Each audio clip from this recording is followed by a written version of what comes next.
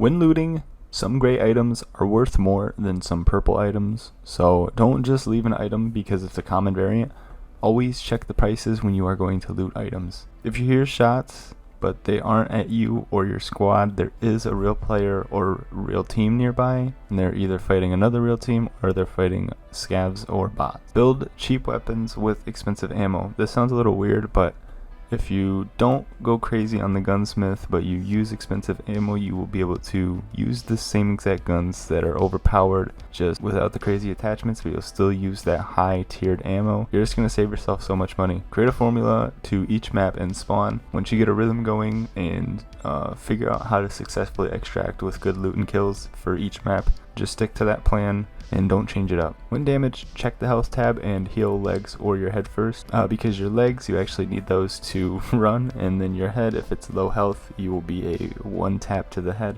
Going off that as well, make sure that you use painkillers if you don't have any medical kits to actually heal up your legs, or if you're about to enter a fight and you are going to get shot in the legs, make sure you use painkillers. Pull out when it's smart.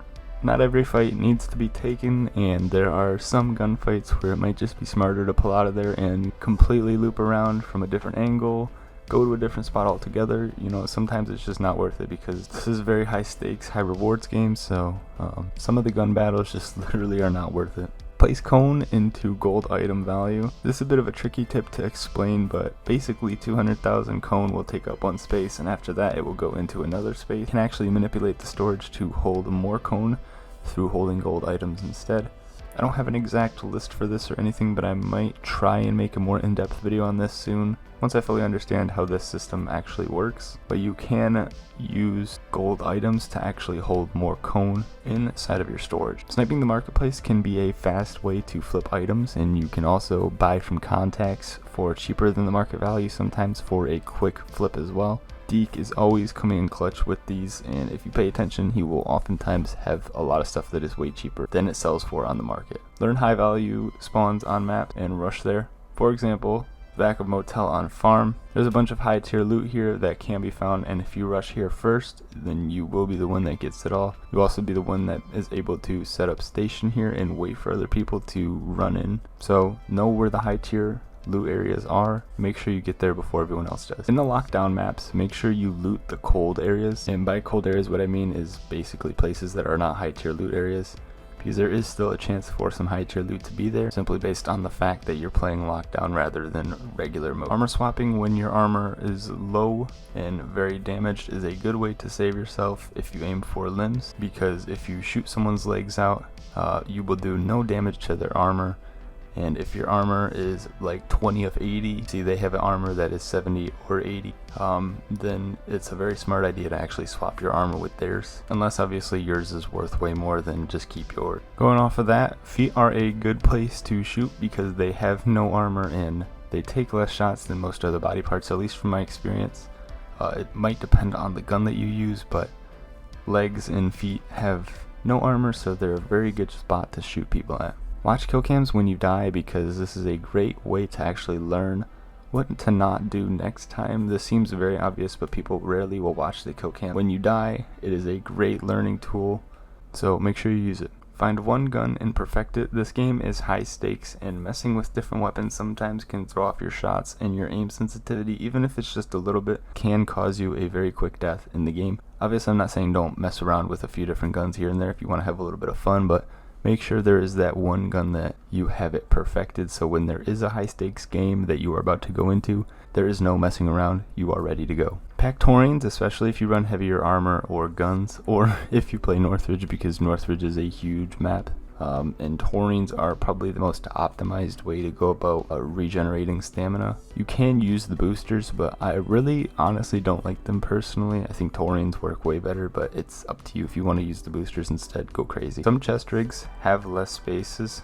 but will allow you to place 4 slot items, so understanding the differences in chest rigs and how the storage layouts actually work for each chest rig is very, very important for this game. List items for just under the lowest price listing so that it will always sell.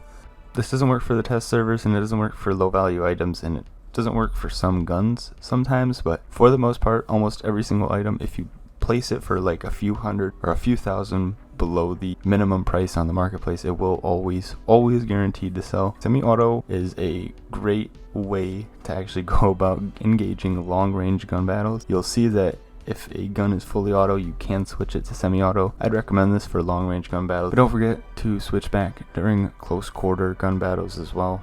When viewing results, look at the gun and ammo that killed you. This is actually a great way to find better ammo in guns sometimes. Ammo specifically, because there's some ammo that has high damage but low armor piercing, and then there's some ammo that has high armor piercing but low damage, and there is a ton of different ammo selections to come across. So viewing death results and seeing what actually killed you is a great way to get better for next time. The ST Type 3 chest rig is cheap and allows for square slot storage, just like I was mentioning earlier. Most others that offer this are not cheap, so if you are looking for a square storage slot chest rig, the ST Type 3 is the one to go to for sure. You can drop shot with fully auto guns. You can't do this with shotguns or semi-auto guns, but if you have a fully auto gun and you are shooting and then you press the prone button, you can't prone and then press shoot. But if you shoot and then press the prone button, you will see you keep shooting as you are going prone. Moving super slowly will remove any footstep audio. You can see the marker when you do this will actually stay green. It won't go to yellow at all. Just got to make sure you wiggle your joystick super slowly. If you hold on to a premium weapon case, a grenade case, or anything like that, a case of any sort that you've just looted,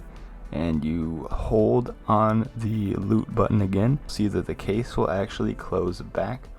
This is a great way to confuse enemies and actually make them think that stuff hasn't been looted, so they go and try and loot it themselves, and then you have an very easy pick off while they're looting. Using a face shield helps to not get one shot in the face. Like I was saying earlier, you will many times be a one tap to the head if you don't heal, but regardless, sometimes even when you have full health on your head but you don't have a face shield, you will get one tapped. So using a face shield will help just prevent this a little bit. If you die in TAC Ops, especially more than once, just go play covert. Don't keep losing loot, just go play some covert op, do the share thing with friends so you get 2 covert games back to back. Wait it out, wait the 15-20 minutes, whatever, go play another one. Just don't keep going and losing loot on TAC Op. That is the last tip for this video, though. If you guys are new, make sure to drop a like on this, subscribe to the channel. I appreciate you guys stopping in. We had 26 tips for this. I'm going to try and do another one of these very soon, but I have to gather a bunch more tips. Till then, have a good rest of the day. Peace.